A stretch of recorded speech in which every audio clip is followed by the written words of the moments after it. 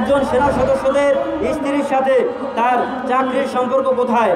কোনো একটা কারণে আমার শ্বশুর শাশুড়ি বউয়ের সাথে ঝামেলা হয়, ঝামেলা হওয়ার পরে যায় সে আমার ক্যান্টনমেন্টে রিপোর্ট দেয়, আমার চাকরি চলে যায়। ভাই মিথ্যা মাদকের কথা বলে আমাকে চাকরিচ্যুত করা হয়েছে। পরবর্তীতে আমাকে সামরিক বাহিনীর প্রতিরক্ষা গোয়েন্দা মামলার দপ্তরে নিয়ে যাওয়া হয় এবং অবৈধ প্রস্তাব দেওয়া হয় এই সরকারের জন্য আমি কাজ করার জন্য। তখন আমি ডিনার করার কারণে আমাকে ধরে আয়নাঘরের মতো জায়গায় বন্দী করা হয়, আমাকে সামরিক সেল বঙ্গবন্ধু সামরিক সেলে পর্যন্ত রাখা হয় এবং আমাকে বেসামরিক অমানবিক একটা নির্যাতনের মধ্যে রাখা হয়। ফ্যাসিবাদ ও বৈষম্যের ফাঁদে ফেলে সরকারি সকল প্রকার সুযোগ সুবিধা থেকে বঞ্চিত করে অন্যায়ভাবে চাকরিচ্যুত করা হয়। খামেরা তো দাগ হয় কিভাবে? এই যে ভাবি, দাগও যাবে রাগও যাবে, নিন চাকা সুপার হোয়াইট। সেনাবাহিনীর রুলস হিসেবে মানে আমাদের যে অন্যায় করছি এই অন্যায় কোনো অন্যায় না, ঠিক আছে? কারণ মানুষ বিয়ে করবে, বিয়ের বয়স হোক বা না হোক, পারিবারিক সমস্যা আছে, আমার আম্মু অসুস্থ, ঠিক আছে?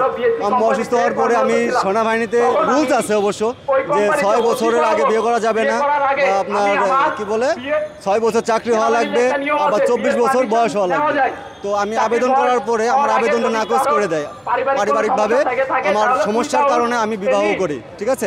কোনো একটা কারণে আমার শ্বশুর শাশুড়ি বউয়ের সাথে ঝামেলা হয়, ঝামেলা হওয়ার পরে যায় সে আমার ক্যান্টনমেন্টে রিপোর্ট দেয়, আমার চাকরি চলে যায়। ভাই এটা কোনো অন্যায় হইলো বলেন? বিয়ে করছি, সে ওই জিনিসটা যদি সে খতিয়ে দেখতো তাহলে কিন্তু ভাই কোনো সমস্যা নেই। আমাদের চাকরিতে ঢোকার আগে প্রথমত করে কি বলে যে ভেরিফিকেশন করে, কত রকমের আইডেন্টিফাই করে, গোয়েন্দাদের চেক করে আমাদের চাকরিতে ঢুকানো হয়।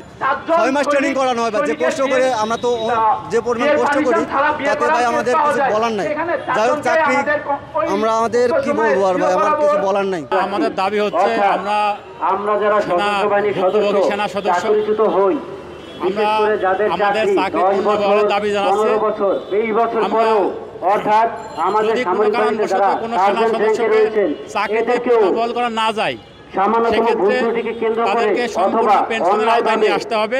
আমার সাথে আমার ঊর্ধ্বতম কর্মকর্তা যারা আছে তারা আমাকে অন্যায়ভাবে আমাকে বাধ্য করেছে এবং বিভিন্ন রকমের টর্চার করে আমাকে মিথ্যা মাদকের কথা বলে আমাকে চাকরিচ্যুত করা হয়েছে। অথচ কিন্তু আমার এই মিথ্যা মাদকের কোনো ধরনের কোনো প্রমাণ নাই, কোনো ইউরিন টেস্ট, ব্লাড টেস্ট, কোনো কিছুতেই কোনো প্রমাণ নাই। তারপরেও তারা আমাকে চাকরিচ্যুত করছে এবং সিভিল জেল সহ পানিশমেন্ট করছে। ফ্যাসিবাদ ও বৈষম্যের ফাঁদে ফেলে সরকারি সকল প্রকার সুযোগ সুবিধা থেকে বঞ্চিত করে অন্যায়ভাবে চাকরিচ্যুত করা হয়।